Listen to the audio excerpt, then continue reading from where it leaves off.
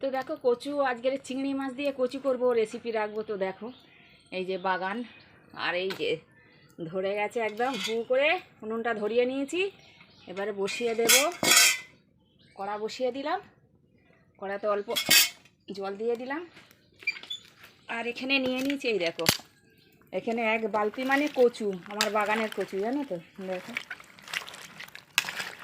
ভালো করে 2-3 বার করে ধুয়ে নিয়েছি, নিয়ে আবার এই যে জলে রেখেছি, জল থেকে এবারে এরমভাবে ভালো করে ধুয়ে রেখেছি। এবারে জল থেকে এই যে কড়াতে দিয়ে দেব, দিয়ে আমি একটু সিদ্ধ করে নেব।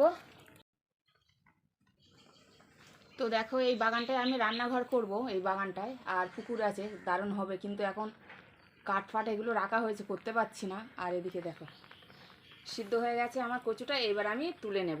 দেখো তো দেখো কচুটা সিদ্ধ হয়েছে, আমি চুবড়িতে এই যে ঝেড়ে নিয়েছি। আর এদিকে আমি সর্ষের তেল দিয়েছি কড়াতে। এবার ফোড়ন দিয়ে দেবো, শুকনো লঙ্কা আর 5 ফোড়ন দিয়ে দিলাম,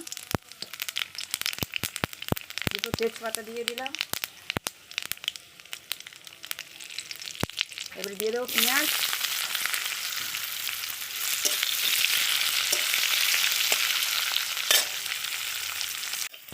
তো দেখো পেঁয়াজ আর এই যে ফোড়নটা হালকা করে মানে ভালোই ভেজে নিয়েছি। দেখো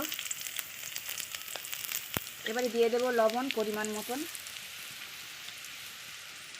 এখানে দিয়ে দেবো দেখো আদা পেস্ট, রসুন আর কাঁচা লঙ্কা। আদা 1 টেবিল চামচ, রসুন 1 টেবিল চামচ, আর কটা কাঁচা লঙ্কা, মানে 7-8টা কাঁচা লঙ্কা।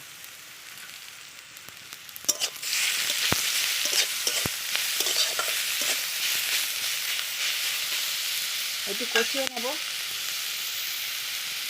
হলুদ দিয়ে দিলাম 1 টেবিল চামচ, ধনে গুঁড়ো আর জিরে গুঁড়ো 1 টেবিল চামচ।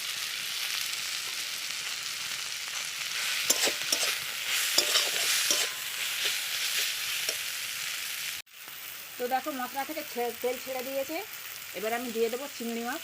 এই যে চিংড়ি মাছটা এর সঙ্গে একটু ভেজে নেব। আর দিয়ে দেবো 1 টেবিল চামচ গুঁড়ো ঝাল। চিংড়ি মাছটা এর সঙ্গে ভাজাও হয়ে গেল, আর আলাদা করে ভাজতেও হলো না, তাহলে তাড়াতাড়ি খেতে হয়ে গেলে এরকম করে করতে পারো, আলাদা করে চিংড়ি মাছ ভেজেও নিতে পারো। তো নমস্কার বন্ধুরা, তোমরা কেমন আছো? ভালো আছো আশা করি, অনেক ভালো আছো। ছবিটা বলে আসছে সবাইকে স্বাগত, তার সঙ্গে বড়দের প্রণাম, ছোটোদের বুক ভরা ভালোবাসা। এরকম করে তোমরা কচু রান্না করে খেয়ে দেখো, মাছের মাথা দিয়ে, রুই মাছের মাথা দিয়ে, চিংড়ি মাছ দিয়ে, আর তারপরে ইলিশ মাছের মাথা দিয়ে করে খেয়ে দেখো, অনেক ভালো লাগবে। আমি চিংড়ি মাছ দিয়ে করছি, আমার রেসিপি ছাড়া আছে, আমার ব্লগে রেসিপি ছাড়া আছে। আমি কচু রান্না করেছি, কিন্তু তাও আবার ছাড়লাম, এটা রান্না করছি বলি যে আমার বন্ধুদের সঙ্গে আবার শেয়ার করি।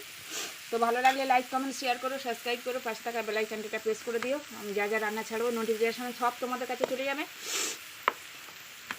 আর নতুন বন্ধুদেরও অনুরোধ করবো সাবস্ক্রাইব করে দেওয়ার জন্য। আর আমার ভিউ বন্ধুরা, আমার সাবস্ক্রাইব বন্ধুদের অনেক ভালোবাসা জানাই। চলো রান্নাটা কমপ্লিট করি।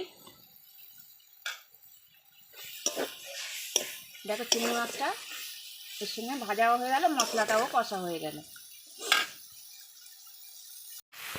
তো মশলা চিংড়ি মাছ ভাজা হয়ে গেছে। দেখো এবার আমি দিয়ে দেবো সেই কচু সিদ্ধটা দিয়ে দেবো। দেখো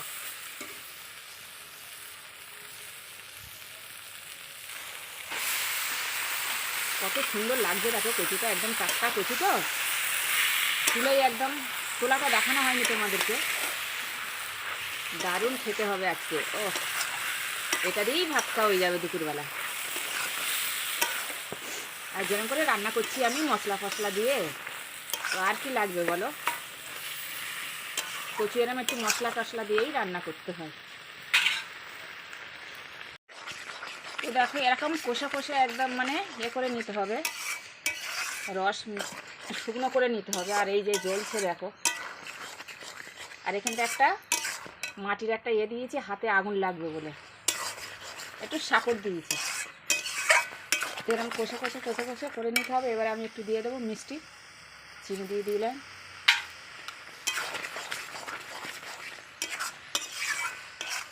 আর একটু টাইট হবে, আর তাড়াতাড়ি হয়ে যায় উনুনে রান্না করলে।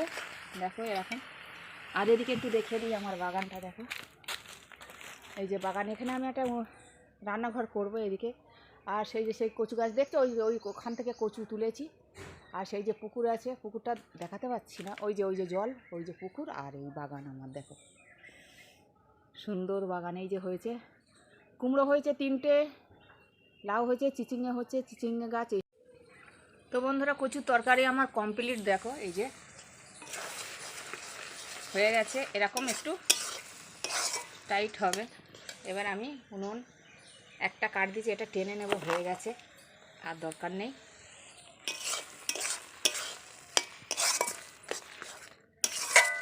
এরকম টাইট হতে হবে। তো দেখো হয়ে গেছে, তোমরা এরকম করে করে খেয়ে দেখো, ভালো লাগবে। তো আজকের মতন আসছি, সবাই ভালো থেকো, সুস্থ থেকো। দেখো কত দারুণ হয়েছে, দেখো এই যে চিংড়ি মাছ।